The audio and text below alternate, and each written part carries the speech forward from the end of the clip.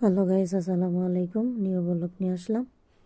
এখানে আমি পাতাকপিটা সুন্দর করে কেটে ধুয়ে নিয়েছি, পানি জড়িয়ে। এখানে আমি লবণ দিয়ে হালকা হলুদ দিয়ে একটু সিদ্ধ করে নিব, ভাপ দিয়ে নিচ্ছি। এখন এখানে আমি অনেকগুলো শুকনো মরিচ ভেজে নিব ভর্তার জন্য। ভেজে নিলাম। এখানে আমি শুকনো মরিচ, তেজপাতা, পেঁয়াজ কুচি, কাঁচামরিচ দিয়ে দিলাম ফালি করে। এখন ভালো করে ভেজে 1 চামচ মরিচের গুঁড়া, 1 চামচ হলুদের গুঁড়া, সামান্য মরিচ, ফাঁকি মরিচ, আদা রসুনের পেস্ট দিয়ে একটু পানি দিয়ে কষিয়ে নিলাম।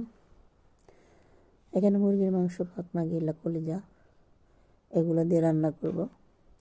দিয়ে দিলাম আমি গরম মশলা বাটা। এখানে দিয়ে দিলাম আমি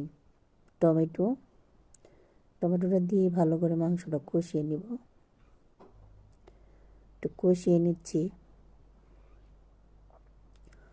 5 মিনিট পরে ফিরে আসবো। পাতাকপিটা আমি দিয়ে দিলাম, কোনো পানি ফেলি নেই। ভালো করে দিয়ে ঢাকনা দিয়ে রেখে দিলাম। অনেক পানি উঠছে, যেহেতু শুকিয়ে যাইব। আমি দিয়ে দিলাম ধনিয়া পাতা। কেমন হলো অবশ্যই জানাবেন। আল্লাহ হাফেজ।